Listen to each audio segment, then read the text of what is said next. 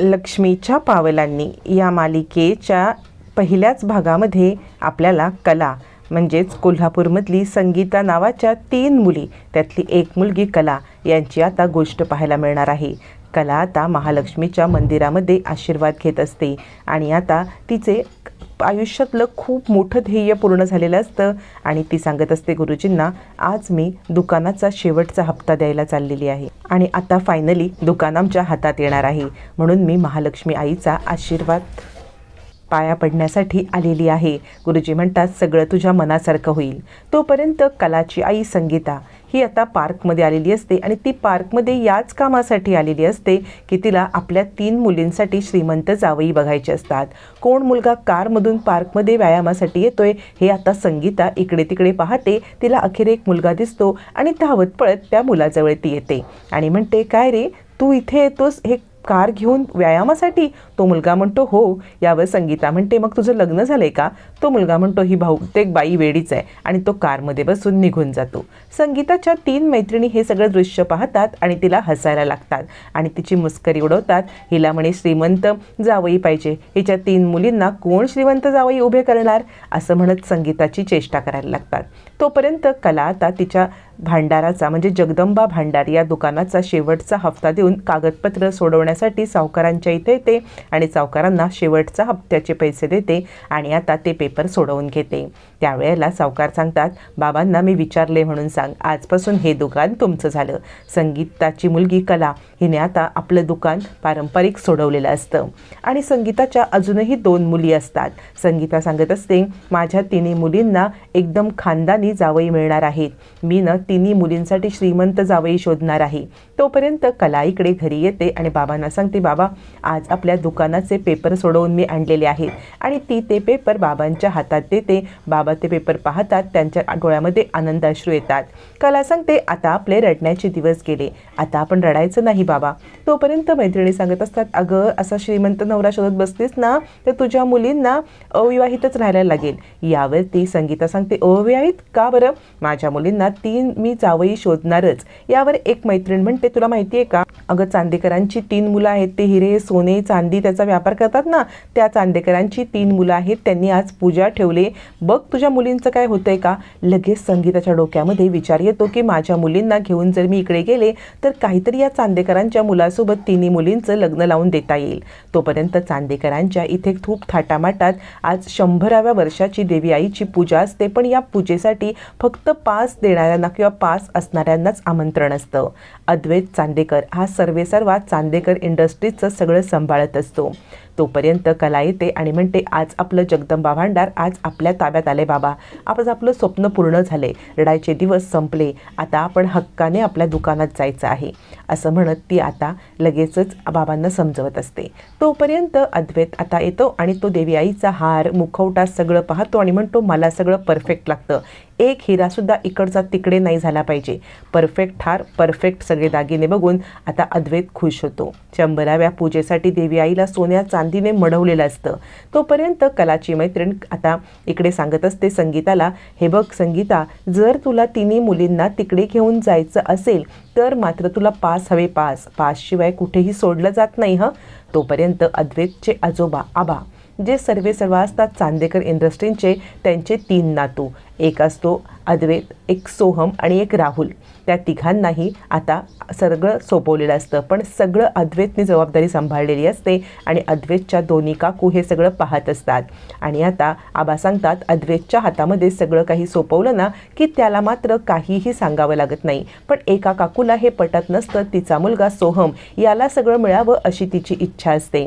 त्याच वेळेला अद्वैतची आई सरोज तिकडे येते आणि आता आबा म्हणतात, बघितलंस हा तुझ्यासारखाच ग सरोज, तुझा मुलगा तुझ्यासारखा एकदा जबाबदारी अंगावरती घेतली की सगळं तो जबाबदारीने पार पाडणार। पण इकडे जी तिची दुसरी काकू असते अद्वैतची, ती मात्र अद्वैतचा राग करत असते। तोपर्यंत आबा अद्वैतला आवाज देतात, अद्वैत। मग अद्वैत धावत धावत आबांकडे येतो आणि आबा तुम्ही आलात असं म्हणत तो आबांच्या जवळ येतो। तोपर्यंत संगीता घरी येते आणि सांगते, त्या चांदेकरांच्या इथे मला जायचं आहे, त्यांच्याकडे 100व्या पूजा आहे। त्यावरती आता इकडे कला सांगते, अगं ज्या माणसांनी पास लावला आहे तिथे पूजेला जाण्यात काय अर्थ आहे, त्यांची इच्छाच नाही आहे की सामान्य माणसांनी तिकडे यावं। तोपर्यंत आबा सांगतात, अद्वैत तुझ्यावरती मी सगळी जबाबदारी सोपवले, हे खूप उत्तम काम झालेलं आहे. मला खात्री आहे एकदा का जबाबदारी सोपवली की तू सगळं नीट पार पडशील. अद्वैतची काकू म्हणत असते, सोहम कुठे आहे? सोहम काहीतरी चित्र काढत बसला असेल.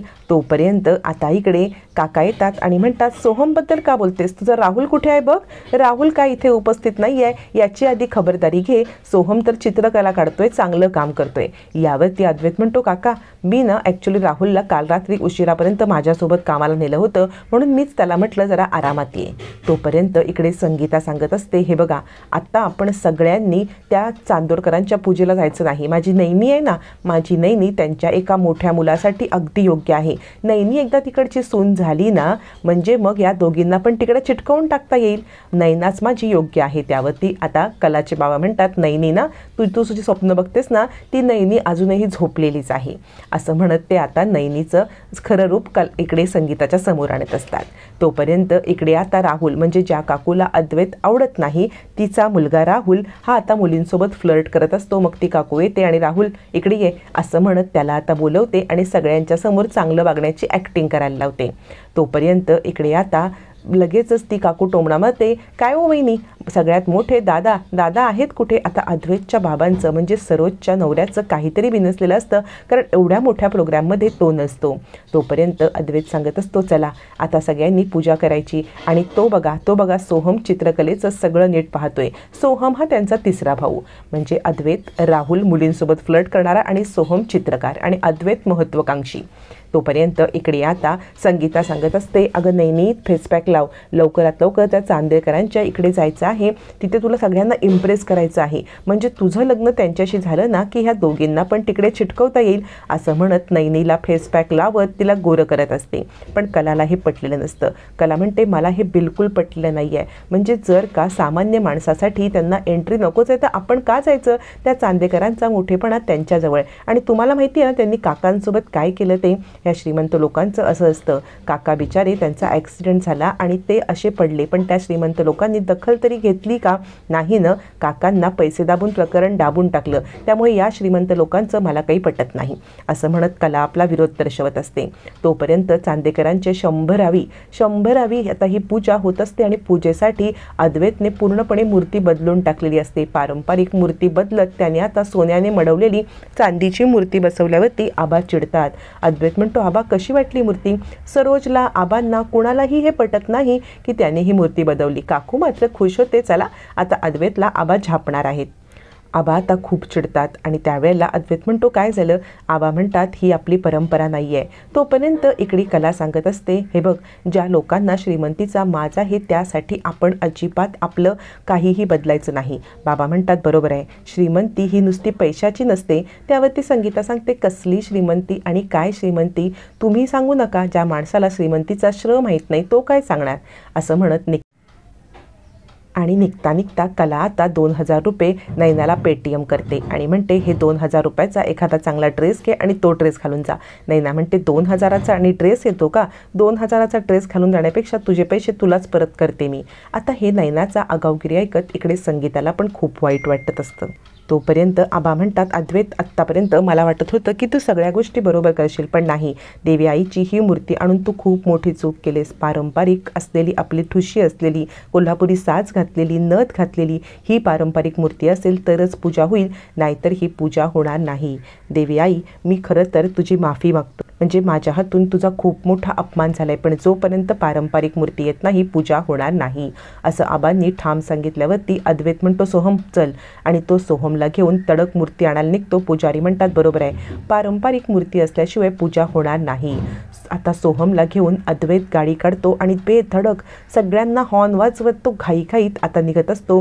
पुजाऱ्यांनी सांगितलेलं असतं, एकच दुकान आहे जगदंबा भांडार, तिथेच फक्त तुम्हाला या गोष्टी मिळू शकतात. मग अद्वैत कुणाचीही पर्वा न करता घाईघाईत गाडी चालवतो आणि नेमका जगदंबा भांडारची मालकीण कला हिला धडक देतो. कला खाली पडते आणि आता खूप मोठा गोंधळ होतो. अद्वैत आपली चुकी मानायला तयारच नसतो. 4 लोक जमतात. अद्वैत म्हणतो, खाली पडली तेव्हा हिला काहीच लागलं नव्हतं. दोघांच्यामध्ये खूप आता भांडणं होतात आणि दोघंजण एकमेकांना नेहमी व्यवस्थित भेटण्याच्या आधीच एकमेकांचे दुश्मन बनतात. आणि त्यावेळेला कला सांगते, इथे भेटलास पण यापुढे आपली कधी भेट होऊ नये. अद्वैत म्हणतो, तुझं थोबाड पण बघायची मला इच्छा नाही. आणि त्याच कलाचं थोबाड बघायला अद्वैत आता जगदंबा भांडारमध्ये मूर्ती घ्यायला जाणार. तेव्हा दोघं एकमेकांसमोर आल्यावरती काय मालिकेत टर्न अँड ट्विस्ट येणार पाहणं फारच रंजक ठरणार आहे.